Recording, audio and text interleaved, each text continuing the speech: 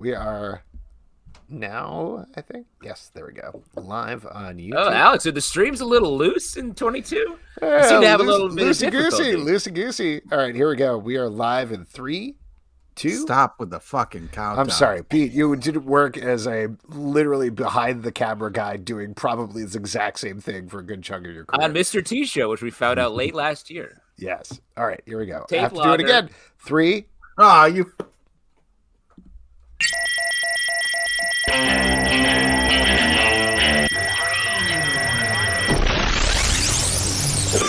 What is up, everybody? Welcome to Comic Book Club. I'm Alex. I'm Justin. I'm Pete. And we are coming to you live from a couple of places on the internet. We are live for the first time in 2022 over on Crowdcast, also on YouTube, or maybe you're catching the podcast later on the platform of your choice, wherever you're watching or listening. Hope you had a happy, healthy, and safe new year. We're excited to welcome you back for the first Comic Book Club.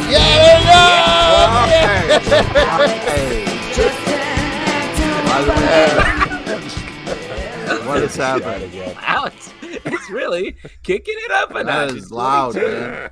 22, Woo! baby. Ooh, Double if only deuce of counted a couple AZ more times. over here. Yes, guys, we have a great show for you tonight. I know. I don't know if that's Loose. true anymore. Let's get loose. Yeah, let's get AZ, loose. baby. Let's get loud. Before we get into it and bring our guest into the stream, first of all, first drink of the new year. For those of you who are new to the show, Brent Macris, our resident CBC chef, has been curating cocktails for us. We are back to the Gotham City cocktail book, and today we're drinking a drink called Bitter Revenge, which I believe is when Hush attacks the city. That's what it sounds was. right. There's a lot of revenge flying around Gotham. A lot of revenge. Don't you think? But this is pretty good. This is apple brandy, 2 types of vermouth, dash of bitters. Should put an apple slice into it. I didn't because of reasons we won't get into.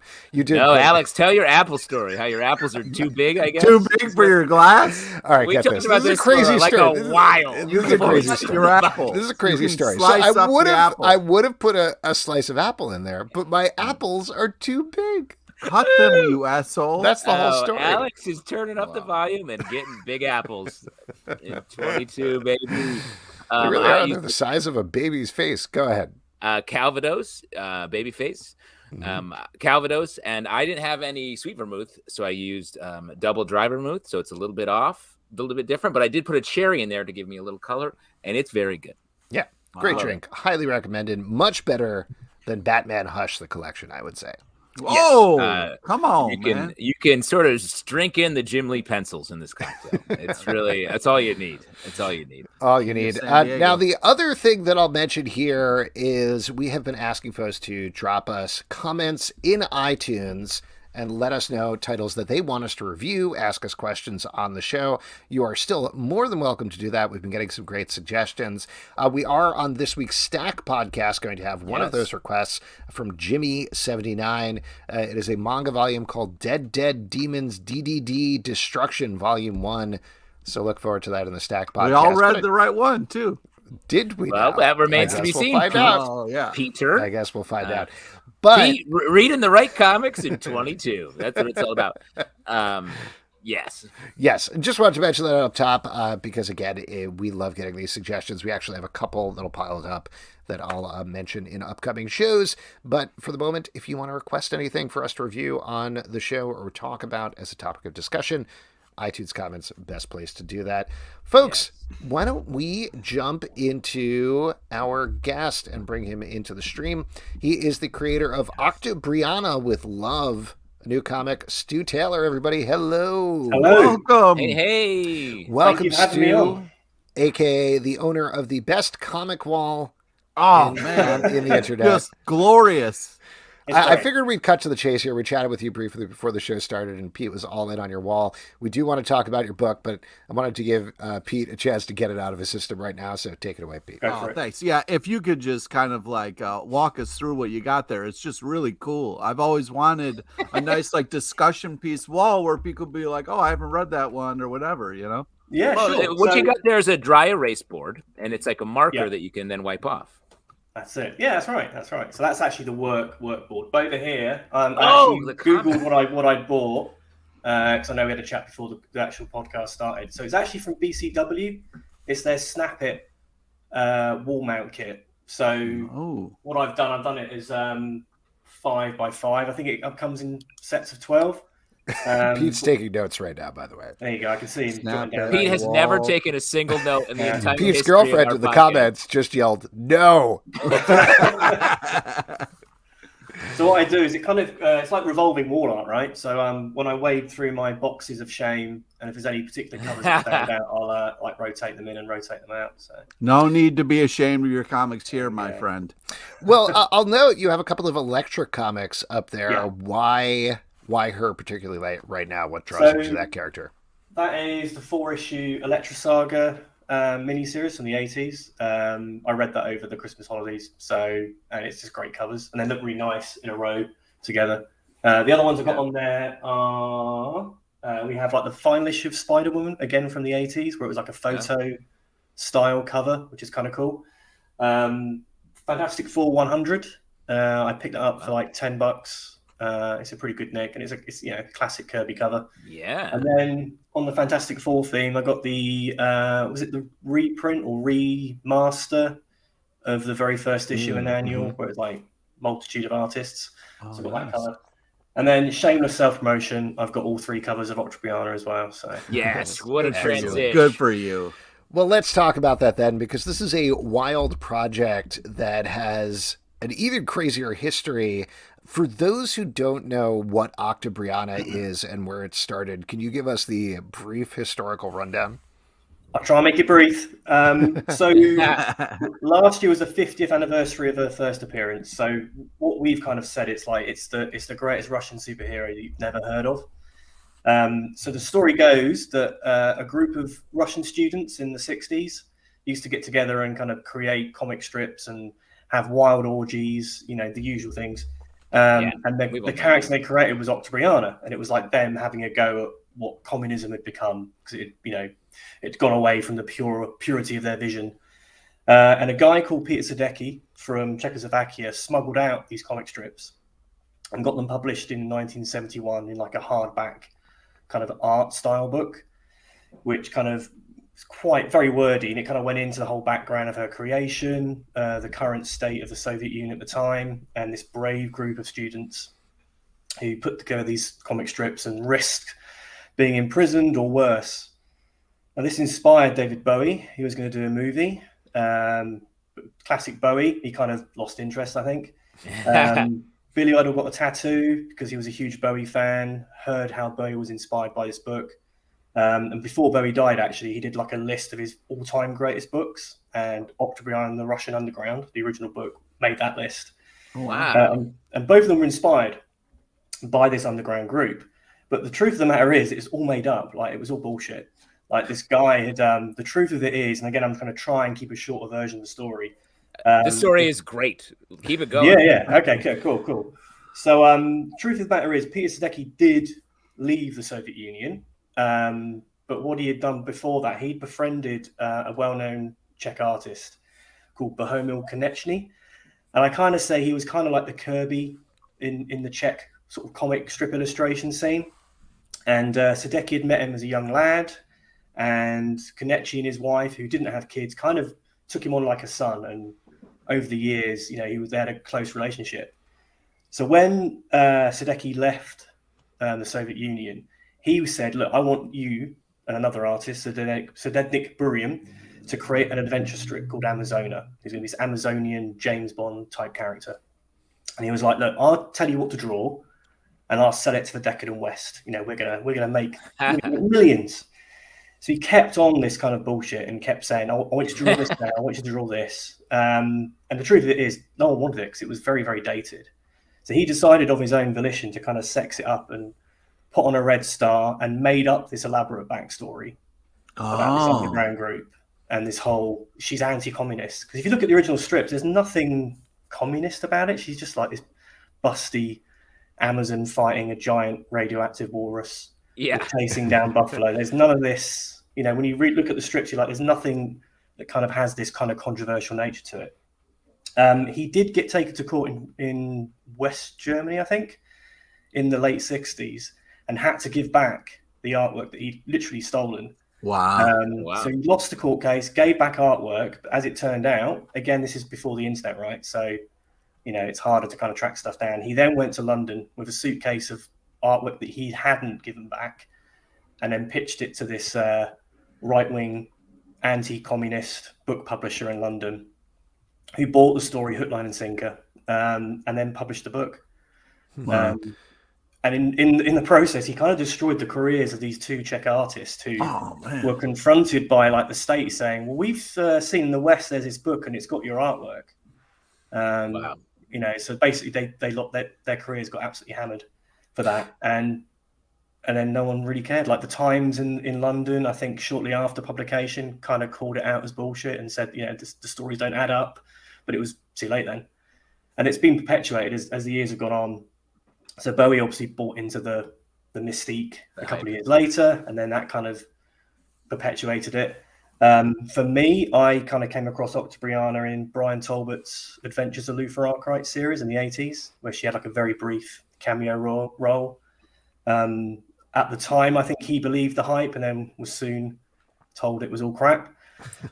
Trina Robbins was fascinated by it. If you know your underground indie comics, like she was fascinated by it, wanted to know the truth, and then found out again that there was no such thing as this Russian underground group. It was a bit of a Cold War comic book con, is another phrase I like to use with this one. And I first actually, my first independent comic in the 90s was an Octobriana comic. I did with a colleague of mine, and I think it was the first official solo comic book appearance in the West for her, which we didn't realize at that time. And I know when we started it, we believed the backstory.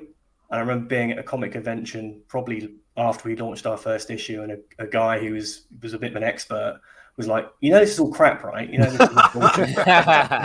And I still remember being crushed, going, no, I had like a sliver of hope. What? A sliver of hope that it might be true. And it was like, no. And so this brings us kind of full circle. Like I say, last year was our 50th anniversary. I've been kind of percolating on this for a long time. I was looking at doing a documentary 5 or 6 years ago, and we filmed a few interviews, like the original publisher of the book, Amanda Lear, who was like a 70s pop star and girlfriend of Bowie, who was going to be Octobriana. She even did a photo shoot in the 70s. Awesome. So we kind of started doing that. But my colleague I was working with kind of wanted to make it like a Bowie documentary. But for me, of course, and it's really emphasize the Bowie portion of this. But the problem is, like, it's like Bowie was going to make a movie. There's evidence that he'd written columns saying, there's this character, I'm going to make a movie, and then basically didn't, and that's the story. So I kind of felt that would be a bad movie. So we filmed stuff, I interviewed people, and then I thought I want to go back to comics. So what we've done with Octobriana With Love is kind of try and create a graphic novel anthology with loads of different artists and writers that, bearing in mind, we know that 99% of people wouldn't have heard of her. So we want it to be as accessible to people who may have heard of her, and also for the vast majority of those who haven't, and hopefully tell us sort of a story that captures why she's bonkers and why it's cool. So I think we've done that. We've had some good feedback, but I had a moment where I was like, maybe it's terrible. Maybe it's just like, I don't know. So you should, if you're going to make the doc, just make up an elaborate lie about the Bowie movie and use that as sort of an homage. It fits perfectly. And make that make a lie documentary. You've discovered some archival footage that he shot as a test reel. Imagine. We were doing this before he died, and it was up to about a year before he died, and we were like, that was going to be our ultimate payoff. If we could get enough interviews in the can, enough material to show, we were going, that's going to be our, let's get Bowie in front of the camera and say, kind of confront him with like, do you know this is bullshit? And obviously it never happened, but you'd probably be like, that's why I didn't make the thing. It's just so funny to me that the whole story is like these brave people trying to escape communism published this sort of like scantily clad salacious comic, and it's like, oh, okay, I thought it'd be something a little more heroic, I guess, but it does. It's great. Yeah, I love, just to mention, before we move on from this, in the front of the book, you have a whole note where you lay all of this out. And I read that, and to be perfectly honest with you, I read that, I was like, well, this is the bullshit. This is, you've made up this whole story to sell a comic book, and this can't possibly be true. But for anybody listening or watching it, it's 100% true. I looked, and it like took 3 seconds of checking it, and I was like, oh yeah, well, this is 100% true. But I do think, like you said, what you've really done is you put together some great artists to tell a wild array of stories with this character. That all said, because it is a character that has existed for so long, what parts did you feel like you needed to update potentially to make it more palatable for a modern audience, if anything? It's an interesting question. I mean, so what I'll say, I interviewed a Czech university lecturer who was an expert in Octobriana, and more he was an expert in Peter Sadecki, the guy who kind of created this elaborate story. And one thing he said to me that's kind of really stuck, really resonated, was he said, there's, it's Octobriana is a myth of a comic book. It's a collage of ideas. So, when you look at the strips that are in the original book, and then you read the prose that Sadecki has written, you realize actually think, well, hang on. So he writes a lot of stuff about what the character does and what comic strips that you haven't seen. This is what happened in this comic strip. And then you see the kind of comic strip that he's actually got, and it just doesn't marry. So we kind of took his origin story that he'd written and we adapted that. And I think, there's this kind of preconception that she's like a communist, socialist super heroine or hero. And we've kind of leaned into but she's a bit more anarchistic, because there's no evidence that she was pro-communism or whatever. It was just Sadecki telling you that she was. But in the comic strips, you just see her, like I say, taking on a giant radioactive walrus, which, as far as I don't get that being a metaphor for, anti-communism or anti-capitalism. I think what we've deliberately done is we tried to have updated her visuals, because, she's big and busty. She wears like a scarf, and it's just like, for me, it was like, that's not practical. And, let's imagine that she is this immortal time-traveling warrior woman that we're told she is in the book, and kind of, let's have that. And again, one of the things we did, we dropped the idea of her having like a comedy Russian accent, because if she is thousands of years old, she isn't going to talk with the kind of comedic twang. I mean, I imagine, in my head, she has a kind of unusual accent, but she speaks English fluently, and any other language you can imagine she speaks fluently, because she's had enough time. So I think it's what we've done as far as other people have done it. I think we've, and I'm guilty of that, where I've written her in the 90s and given her kind of like comedic sort of accents and made her more of a bad girl character, because that was the thing in the 90s. So we've kind of made some changes there. But some things we've kept, we've kept the snakeskin pants, because that's cool. We've kept like a leopard tail hair tie. What else we kept? We kept like the Smith & Wesson. We've kept the Chris knife she has, and there's like a snake bracelet, which, it looks like it's alive in some interpretations and some it's not. So we kind of kept those things. And we've kept the Wonder Machine, which is like this big cylindrical time-traveling space machine that, is in the original book. And then we've added stuff. We've added in our interpretation of Rasputin, which I did, include in some of my 90s strips. And a Scottish talking gorilla, which again, that's coming from my 90s strip as well. You gotta add that. You gotta have that. I think every strip needs that. And then we did new characters and concepts as well. That's why I think it's so great that this is an anthology. You sort of get to scoop up all of these different types of stories. And Octobriana feels almost like a Conan type character that has that flexibility where you can sort of put her in all these situations in this book and more, and it works. Well, you've gone over the top. I mean, if you've got up the opening strip, which I think the next spread is like this kind of ultra-violent take on it, because we've kind of made it to be like almost not slapstick, but kind of ultra-violent, over the top, kind of like the Punisher in when it's at its best, where it's a bit ridiculous. Like it's kind of cool. I actually watched the film Nobody over the holidays. Mm-hmm. Oh yeah, Odenkirk. Yeah, and it's kind of that kind of violence where you're like, this is ridiculously horrific, but also like laugh out loud. So we kind of, funny enough, I thought this is kind of what we're trying to do. Do you recommend it? I was thinking about absolutely. Yeah, absolutely. Yeah, absolutely. All right, I'm gonna check that out. If Tell me you more like, about if you this like the John Punisher. Wick style movies as well, it's like it's up there really. But yeah. What Comic book wall displays and movie recs. This interview has it all. Can you talk about recruiting the artists for this book? Because again, you have a great array of people working with you here. Were they all familiar with Octobriana and they're like, yeah, hell yeah, I'm on board with this? Or did you have to go through the whole explanation of the project? How did it work? So you're showing the artist Simon Fraser here, who is familiar, and actually he was my first port of call. He's famous for doing a lot of stuff for 2000 AD, like Judge Dredd, and the more recent Doctor Who stuff. There was a strip that he used to do called Nikolai Dante, which is this kind of futuristic Russian adventurer. And Octobriana appeared in one of the serials, but it was one that he hadn't drawn, which was kind of ironic, really. And he did do a sketch, I think it's probably 10, 15 years ago now, of his version of Octobriana. When I started putting together the book more seriously, like better part of 2 years ago, he was on my list of like, I want to just hit him up and just see if he's interested. And he was. And, we just threw some ideas of visuals together and, he came up with the look. I think one of the things I'm quite proud of, just the sheer meta-ness of it, is that we've got a Billy Idol tattoo on her arm, because Billy Idol's got a tattoo of her. That was such a fun bit in the. That was your story, right? One of yours. Yes, yeah. So it was super fun. I just thought it'd be fun to have her meet Billy Idol, and that strip actually is drawn by Stephen Byrne, who's currently doing Joy Operations.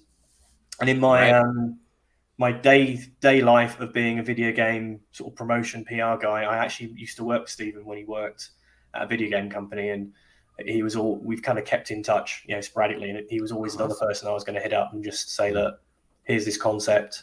I put together a pitch deck, because a lot of people I approached, wouldn't know who I was, wouldn't know who the character was, and it was kind of just doing the elevator pitch of, here's this character that was created by an underground group, and you kind of hook people in, and pull the rug and go, it was all bullshit, but hey, it's still good, And I think it's probably something we haven't mentioned is the character is kind of public domain.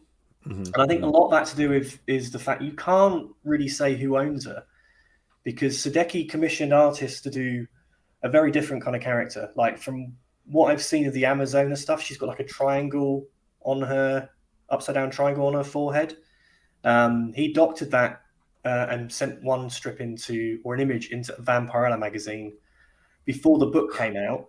And he changed that into a bat, and then he drew the red, the 5-pointed star, and then created elaborate things. So it's like, well, who owns what? Because Sadecki came up with a name and came up with the elaborate backstory, but the visuals came from 2 to 3 different Czech artists who wanted nothing to do with it because it was just too dangerous, and it wasn't what they were drawing. They would. If you imagine you commission an artist to draw an adventure strip, and it gets published and someone's basically drawn pornography over it, which is what he did for the German version. There's like a full-on masturbation scene with a buffalo horn that is so crudely drawn. It was something that Sadecki just put in because he thought the Germans might like that. Wow, this guy seems wild. Yeah. Germans love buffalo horn masturbation. We all know that. Because there's very few buffalo over there. Exactly. This is exciting and new. Spice it up a little bit. Yeah. Since you are in promotion, though, given that the book is now out on stands, you have a character that definitely has this underground feel that certainly, like we talked about, some people know, but general public definitely doesn't. I think it's fair to say that. So how do you sell them on it, other than coming on highly popular podcasts, of course? Well, obviously, that was my only thing. That's it. That's the big move. That's all he had. One podcast. One thing. Cha-ching. That's all I needed. I think, the Bowie angle is quite attractive. And I think, from the marketing stuff I put together, from the pitch I sent to creators was what we end up using in Diamond Previews catalog, which was the whole David Bowie's to make a movie of her, Billy Idol as a tattoo, because these are kind of like, most people know everyone should know who Bowie is. And most people know who Billy Idol is, but I get a bit horrified when I speak to younger people who go, who? And I just feel like I just crumble into dust. Same guy, right? Bowie and Idol. Same dude, right there. Billy Idol, he was on American Idol, right? That's where he got the name. Because he was in The Wedding Singer and he got the American Idol. Yes, That's it. The Wedding Wow. Singer. God, this is awful. Wow. But yeah, I mean, Crosby honestly, it's like I did a comic convention in Montreal last month or the month before, and again, it was me having to do my sales pitch, and I hate doing sales. I'd rather just write or put something together, and it is just saying, it's the Bowie connection, it's the Billy Idol, and it's like, here's a character it's been around for 50 years, but you've never heard of her, and there is that kind of reaction where people kind of think it's almost a bit Spinal Tap, or I love my 80s hair metal music. Have you guys heard of Steel Panther? Yeah. So when that, what was it, 10, 15 years ago when they did that VH1 Behind the Music spoof? Well, that's when I first heard of them. And I remember watching probably the first couple of minutes thinking like, shit, I didn't remember this band. I was into that music. And I was hooked. I was almost in for like the first couple of minutes, and you get the obvious kind of gags of like, oh no, it's a send up. So for me, it's almost like when I'm talking to people about it, they're waiting for me to kind of go, you just made that up. You literally just made this character up in the last 6 months. It's like, no, Google it. Like you guys were saying, you Google and there is a history. That's great. Behind it. So it is a tough one. There's also the kind of the communism connotations, particularly with like American audiences, where they instantly think you're trying to, that I'm some kind of like commie trying to come in and, propaganda, corrupt the youth. But again, I go back to the fact that the character was there's no evidence of her ever being like really communists. We've made her more of an anarchist, like authoritarian, anarchistic, irresponsible. I think we kind of touch on that a little bit. She comes in, creates revolutions, and then like fucks off again. And I kind of want to touch on, her nemesis Baba Yaga is kind of like, you're irresponsible. Like you go off, you create these revolutions, and then you swan off, and other people come in and fill that vacuum are probably just as bad. So, if we're fortunate enough to want to continue with this series, we want to kind of go into that a bit and go, look, for thousands of years you've been doing this. Maybe you should take a bit more responsibility for what you leave behind. But I don't want to be too heavy political as well. I think that's something that people expect us to be lecturing. Right. I think, that's not really what we do. Yeah. I mean, now that this is out and that you do potentially have Octobriana back in the public consciousness, are you going to try to launch more issues out of this, an ongoing series, or was this your tribute and you're good to go at this point? This was definitely originally just going to be a tribute, and then it was unfinished business for me, and I know it was unfinished business for Simon Fraser, who I said before hadn't really had a chance to have a stab at it. But I had so much fun kind of putting it together, and there was so much potential. Without spoilers, the last page is a kind of cliffhanger of sorts, and that was added quite deliberately, quite late in the day. So we do have plans for at least 2 more specials this year. Cool. Awesome. So we've got an Octobriana in the Underground, which is a summer special, and we're going to have a Halloween edition as well. We do have artists confirmed for covers on it. I'm going to sort of give you a bit of an exclusive. We have Yannick Paquette actually has done our main cover. Wow, we sent that before Christmas. I won't share it because I'm going to hold that one back, but we do have the cover art, and it's really good. That's amazing. Yeah, I mean, all of your covers and alternate covers and everything in this book are so good. Yeah. No, thank you. And Michael Cho did our retailer incentive, and he is actually going to come back and do another one as well because he had so much fun, doing that kind of propaganda style artwork, and he's going to dive in and revisit that kind of style again. And we do have another artist who I don't want to reveal just yet, but we've got that. Stay tuned. And we do have Stephen Harris, who did one of our strips, and this is going to be doing the main story with me on the summer special. And we have a new writer who we're going to keep under wraps for now, and an established artist doing their strip as well. So it's going to be, it's fun. I'm really looking out there. So we're going to be exciting. Yeah, you're hooking people in. I mean, it's a great package. Thank you, and I hope you enjoy it. The feedback's been great. So. Yeah.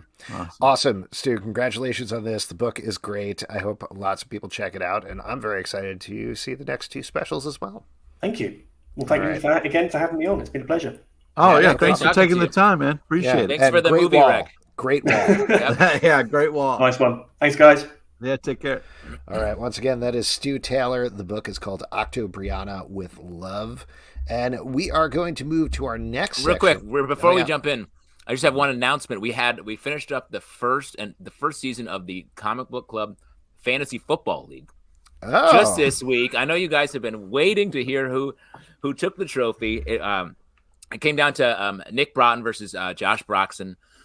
Nick won, took away the purse. Josh got second place. It was super fun. If anyone wants to get involved next year, please hit me up. We do have a fantasy football league.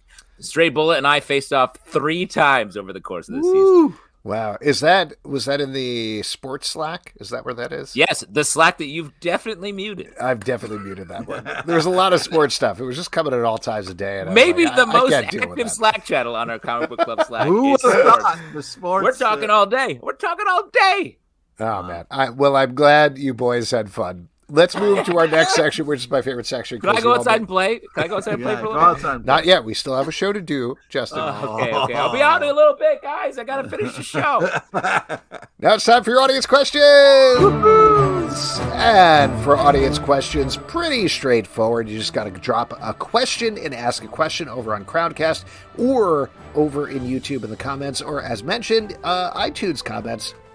If you can't make the show for whatever reason, drop us a question there. We would be happy to answer it. But before we do have a sponsor for this week episode, and it is the Blindsided podcast from the Players Tribune. Given how they play the game, you may not think that professional athletes are dealing with mental health issues, but that's exactly what the Players Tribune is tackling with their first ever mental health podcast, Blindsided. Hosted by former NHL goalie Corey Hirsch and psychiatrist Dr. Diane McIntosh, the show will share the moments for a variety of athletes when everything changed for them and mental health became the most important focus of their lives. Blindsided allows listeners to have an understanding of the different types of mental health challenges people face, whether you're a professional athlete or not. Guests this season include Kevin Love, Paul Bissonnette, and Kurt Warner. Blindsided dives in deeper, it gets clinical, and allows listeners to leave with an understanding of the different varieties of mental health challenges people face, why they appear, and how athletes in particular face them down. Blindsided is a sports podcast not only for people who follow sports, but also those don't, and even the people who mute the sports Slack in the Patreon Slack. Sports all day. Oh man, yeah, we're getting very sports heavy. I was like, why does the Players Tribune keep? And then I was like, oh, that's right. Derek Jeter helped start the Players Tribune. That's why I know so much about it. You're like, why do I know stuff? Yeah. You're like, I have to track back to Jeter. Yeah. The Punisher. Jeter's always texting me about this Players Tribune thing. I guess I got to check it out. Yeah, all right, why don't we? Man. Actually, before we move to our audience questions, though, we didn't check in with what Pete was drinking tonight. Pete, what are you drinking tonight? Oh, I'm drinking, I got myself a giant bottle of vodka and drinking a little soda and then a little splash of ginger ale in there, too. You know what I mean? A little ginger ale. Oh, that sounds like you're peeing. And I'm going to transition over to... It really does. It really does. Sorry. That was Bill's Mafia. Pills Mafia, a Pilsner. Is that like the Bills Mafia? 100%. To keep it on sports. This is from Thin Man Brewery out of Buffalo. It's their Pills Mafia Pilsner. Very excited to find this in Wegmans, the ultimate grocery store. Oh, you gotta love Malandos, bro. What? All right, why don't we go to some questions here? This one is from Stray Bullet. Are there any comic book resolutions you have for this year? Any series or run you haven't read but always wanted to or just missed? Well, we're taking care of the, we kind of did the Swamp thing that since we missed that, Zell. Yeah, so that's good. We read volume 1. Some of us read volume 2. One of us read volume 6. So I think we pretty much I think we nailed Basically, it. between us, we've covered end to end, essentially. Yeah. My comic book resolution is to read some of the stacks and stacks of back issues that I have just laying around me all the time. What you just got comics laying around? Yeah, Scalp that's been out for years, bro. That's what I'm saying. When my basement flooded in the Brooklyn flood like a few months back, and some of my comic boxes got water on them, so I had to take everything out and. That's why you got to put your comics on a wall, dude. That's the way to do it. Yeah, I'll just put these 7,000 comics all on the wall. That's my dream. But anyway, so I have comics around more, paper comics that I just want to pick those up and read more of them. I would love to read more graphic novels that are not just the things that we talk about in the stack. There were a couple of graphic novels from the past year, like, for example, there was March. There was the women's slave revolt thing and some other things that Pete turned us on to. Yeah, Pete had read over the course of the year and never talked about. The entire time, the entire year on our live comic book talk show. Kept it secret, in fact, until he mentioned it right at the end of the year. And it feels like I wish there was some sort of outlet for Pete, I guess, where he could talk about it on a weekly basis. So I'd love to be involved in that sort of thing. 2 new ones that I just got that I'm excited. You could talk about them here on our live comic book talk show. You could talk about them here. Well, I got still. It's hard because we read so much. I have a hard time meeting my deadlines that I set for new stuff. But since Lewana works at amazing bookstore, we get we got some access to some great graphic novels that maybe I don't know about or hear about. So it's there's a as you guys know, there's a ton of amazing stuff made all the time, and it's hard to bring them up. The only time I really get to read comic books is when I am forcing myself to do it for the show, just because, like you're saying, we read so many. So what do you got there, Pete? Tell the people. Like a goose cramming comics down our throats to make beautiful delicious podcast. Fun home. A family tragic comic. I'm excited about that. Fun Home's awesome. And then the follow-up, Are You My Mother? Oh, is that the one by Dr. Seuss where he goes up to the tractor and he's like, no, I'm very early graphic novel, very basic graphic novel. Yeah. Awesome. Yeah, keep us posted on those. I know that sounds like a resolution for you, but really tell us when you've read them. We'll talk about them on the stack, Pete. Right. Yeah. Don't keep them secret, man. Hey, man, it's important to read. Mm-hmm. Do you have any resolutions that are not my resolutions for you? I mentioned it. I think on last year on the last podcast we did. I want to try to find a better kind of, like, since the pandemic and this cave life that we lead now. I got to find a better daily routine or daily pattern, because it's like I don't see the sun. I don't get out as much as I want. I got to figure out some kind of, whether it's making myself go on walks or something. I got to get a better routine, because it's, I don't know, man. I'm not doing good. Oh, geez. That was a sad ending to that. Yeah. I think that's a good resolution. Not comic book related, though, so we have to reject it. Even though it'll make you a better man. No good. No dice. Yeah. So this is a question probably just for me, I'm guessing, over on YouTube. Nelson Martinez says, for Yellow Jackets fans, after that last great ep, who do you guys think is the girl who falls in the pit from episode 1, and who might be the Antler Queen? Neither of you have watched it yet, right? No, I haven't watched it yet. Okay. I'm going to watch it. So this is a deep, intense Yellow Jackets question.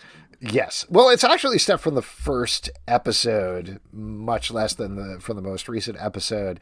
For anybody who hasn't watched it, by the way, I'll just give it a plug on the show, because it's one of the best shows on TV right now. And it's definitely so much fun to theorize about week to week. I think people are finally catching on to it enough to actually be talking about it online, which has made it a lot more fun. It definitely felt like for the first 5 weeks, I'm like, well, here I am by myself, just thinking about it and having a good time. But it's on Showtime. It's about a girls' soccer team that crashes in the Canadian wilderness, and things devolve very rapidly there for a variety of reasons. 25 years later, somebody seems to be stalking them. And 25 years later, the girls from the group are played by Juliette Lewis, Christina Ricci, Melanie Linsky, a couple of other great actresses. The young actresses are great as well. It's awesome. It's an involving mystery, tons of mysteries, in fact, and just such good performances, and also very gruesome. I'll just warn you. Oh, Great. see that? I love it.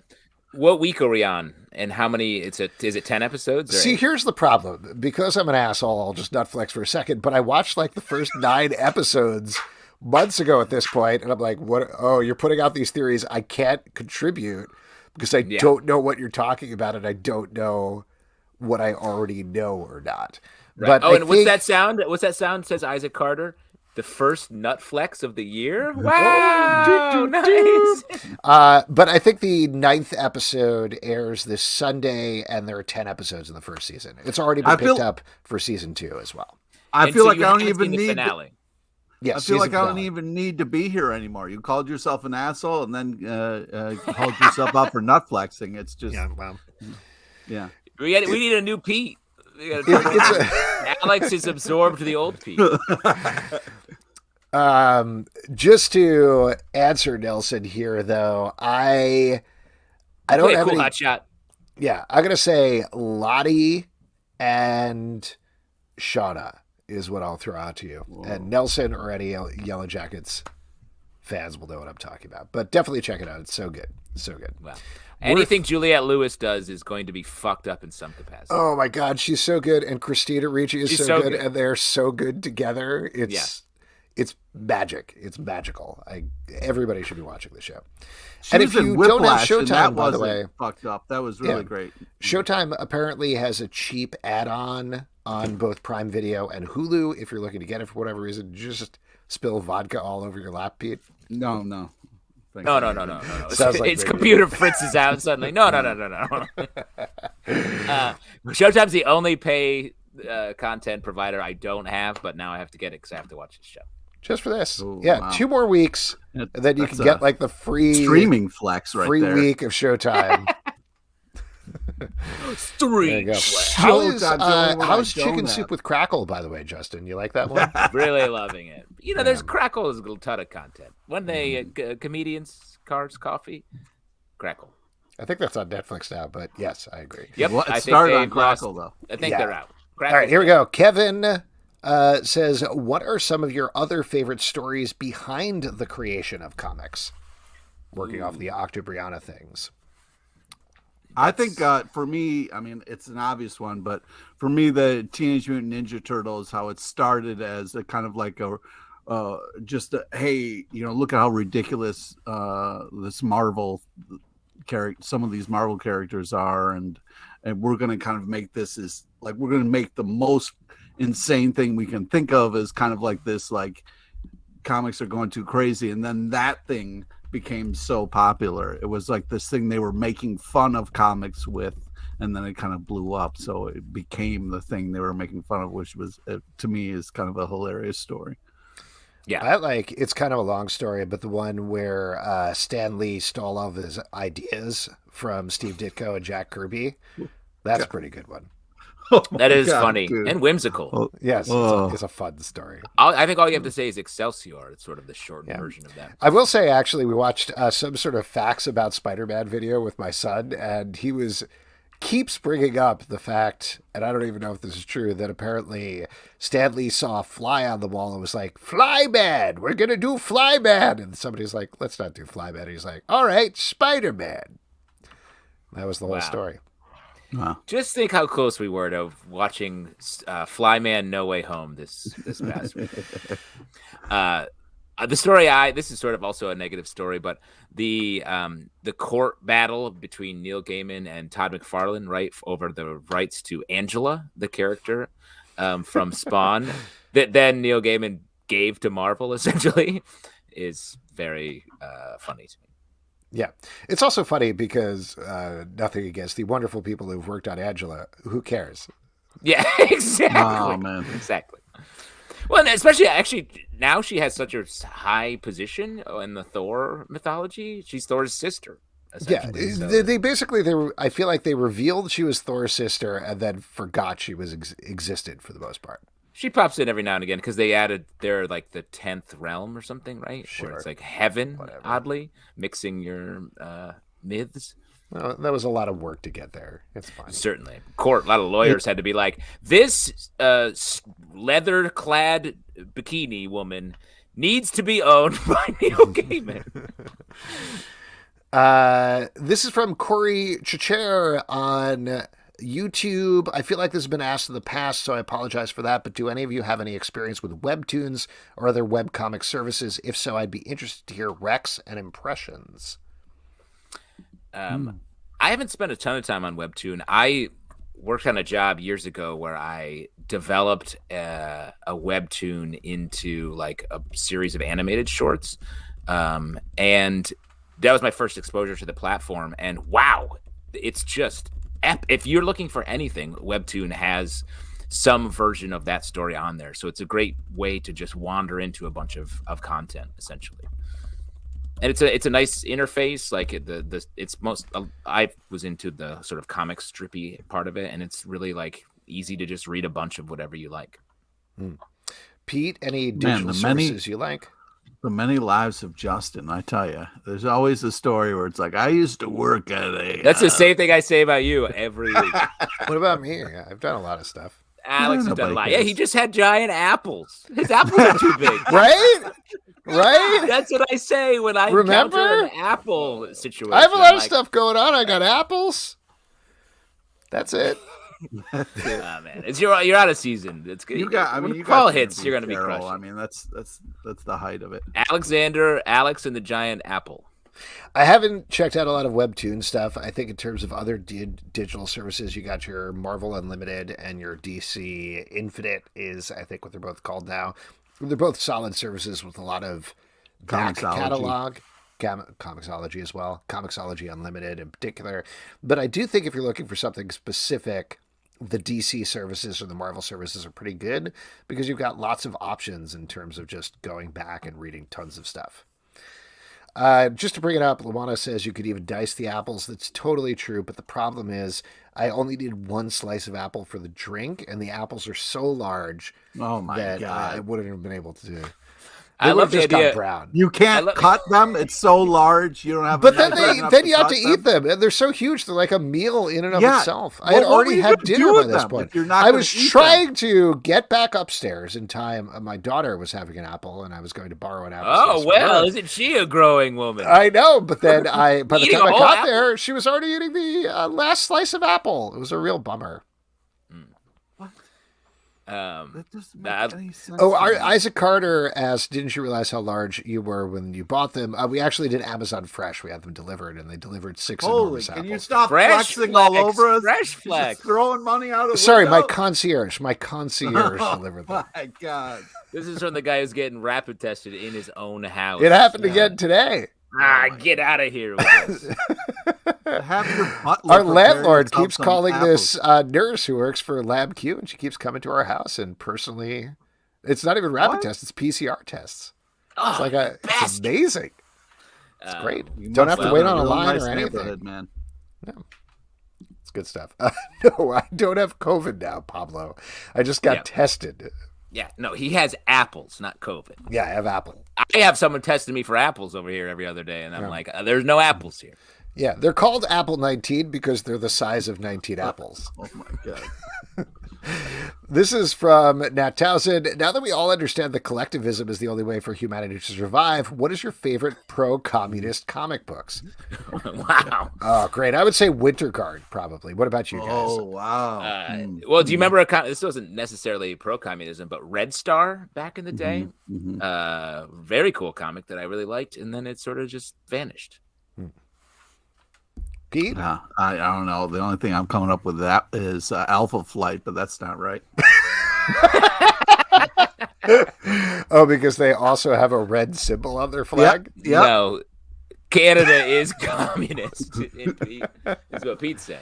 It's red and white, and I don't know. That's really funny. Very cool. This is from Jolene. Can we do a fantasy superhero team draft on Slack? Different team each month or quarter? Oh, I love that. Yeah. Make it happen. I guess I'll handle it, guys. Yeah, go ahead. Do fun stuff on the Slack. I mean, I don't know how that works, so have a good time. Yeah. Well, have you heard of like fantasy movie draft or? Nope. Okay. Well, I'll see you later. This is from Isaac Carter. Who'd win on an episode of Fear Factor, Daredevil or Hal Jordan as the Green Lantern? What? Well, so we got Man Without Fear, or Hal Jordan as Green Lantern is powered He's by fearless. will and is sort of fearless and against fear. Yeah, but I mean, isn't it cheating if he's using this stupid ring? I would. Well, but Daredevil. I think the idea is that the man himself, is fearless because he has so much willpower. The ring be damned. Daredevil. I guess the question is, who is more likely to eat a pile of scorpions, Daredevil or Hal Jordan? Well, who would have the best banter with Joe Rogan, host of Fear Factor? Oh, Hal Jordan, definitely. Yeah. Daredevil would be like, I'm Catholic. What is that impression? I don't know. He's always very sad. Oh, God. Catholicism that you're representing there? Like, In what my was that? head, Daredevil is Flawless always Charlie like, Cox. Flawless Daredevil Charlie is Cox. 2 minutes away from dying at all Oh my points. He's God. like, well, this is for Stop me. it. That sort of is true. Yeah. Daredevil gets shot through with arrows and knives and all sorts of stuff. That guy's been hit by more ninja stars than every kung fu movie added up.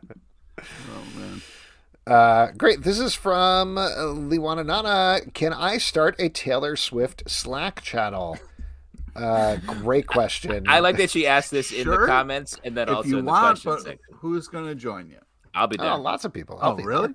All right, Yeah. great. I was listening to a Taylor Swift radio station the other day while I was making dinner. Delightful. Very Wow. relaxing. Now, how long does it take you to slice all those apples? Oh, hours. That's what you How mean by many dinner. That's Taylor what your Swift daughter eats for songs? dinner, right? That's Yeah, it. like- That's all we got. We don't have any Gather room in the around- fridge. gather These around- apples are so large. Oh, my God. Wow. I love the idea that your family gathers around and slices the apple every. Who wants to carve the apple? Every Thanksgiving, man. Every Thanksgiving. Let's see. And then more specifically, a channel dedicated to strategizing about how to make Taylor an anti-capitalist. Listen, man, I don't think that's ever going to happen.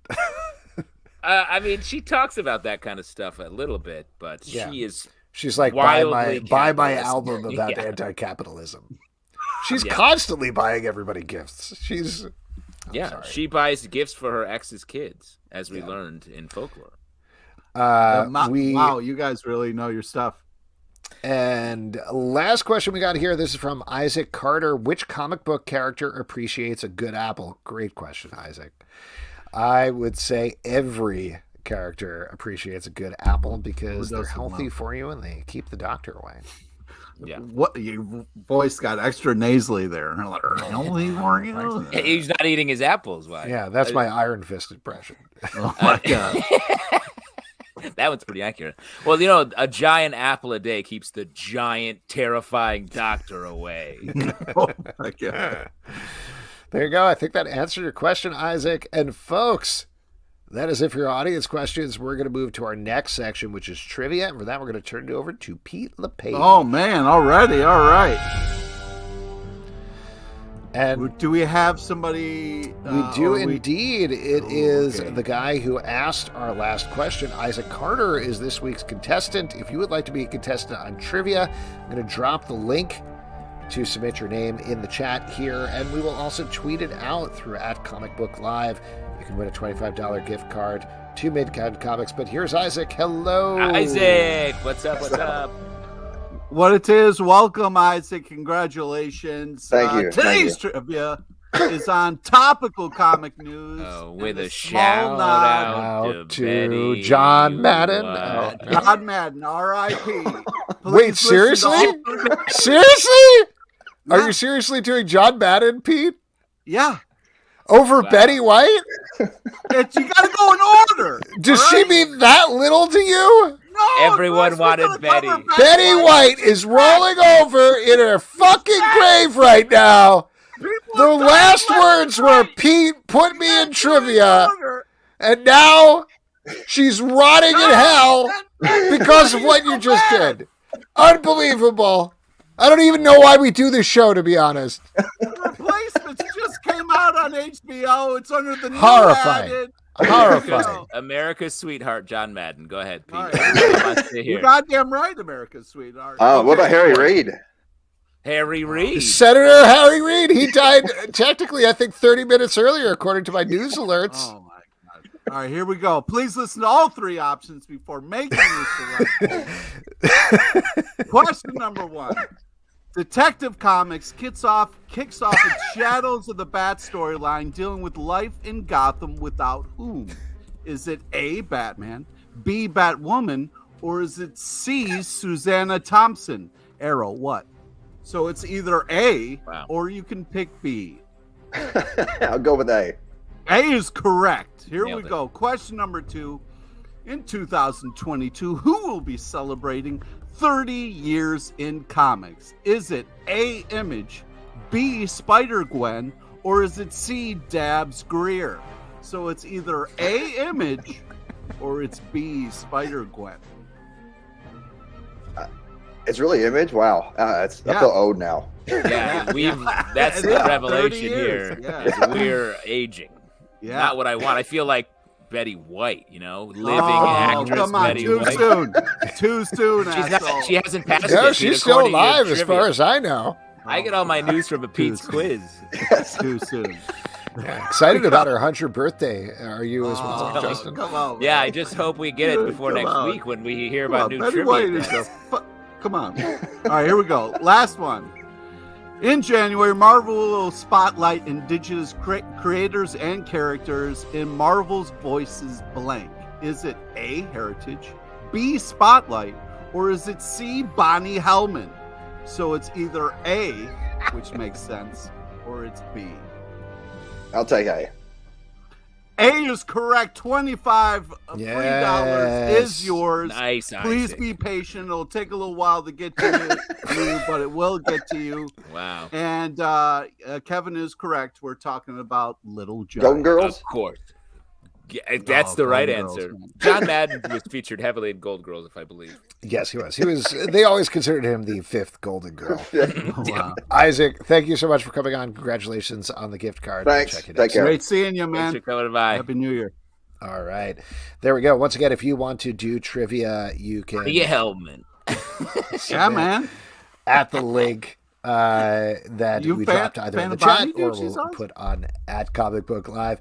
And as we all know, comics are coming out all the time. What are you guys looking forward to, Pete? Oh, man, dude, there's a ton of stuff that I'm looking forward to. Monkey Meat #1, Apache Delivery Service #1, Detective Comics 1047, and Black Widow #13. A great week for comics. Great. Justin, Wow. what about you? Anything you're looking forward to? Monkey Meat was what I said. I'm straight very forward. surprised about your monkey meat call. Oh, man, really? Yeah, I'm I not just surprised. Oh, I'm looking forward to getting an argument with you later then. okay. Come at me, bro. You say that every time I see you. I'm looking forward to World of Krypton #2. This series is fun, and this second issue really it's fleshing out an area of the Superman sort of myth that that we haven't really seen before in this level of characterization. So I'm liking this series so far. And I'm looking forward to finding out whether that is a child crying where Justin is or a cat crying where Pete is. Not Which a one? cat crying where Pete I is. bet it's both. I bet it's No. both. No, it's not going But in my I'm head. also looking forward to One Star Squadron is coming out from DC Comics. This is from Mark Russell, who is great, and also Steve Lieber, who is good. This is about a hero for hire type thing, but it's basically birthday parties and bunk gigs, and that's pretty much it. So it's showing a comedic side of the DC universe, and I'm always a big fan of that.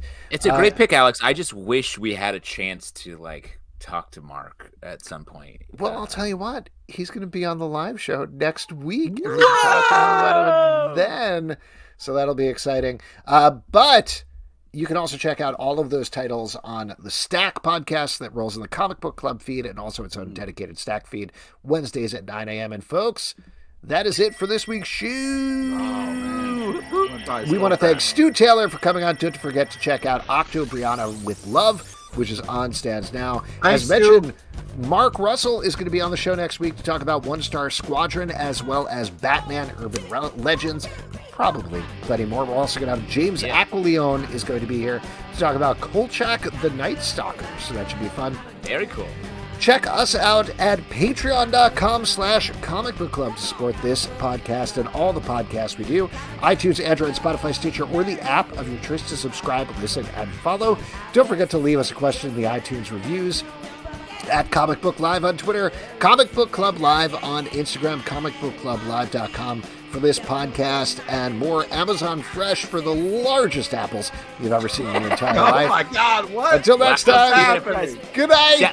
Shout out to the fantasy, amazing fantasy, the name of the CBC Fantasy League. Come on, let's do this. Comic book club.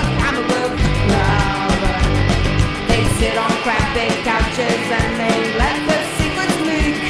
And occasionally they'll let their special guest speak. So grab your written hammer. Don't be late for it, 'cause their girlfriends can barely tolerate it. Comic book club. Comic book club. Comic book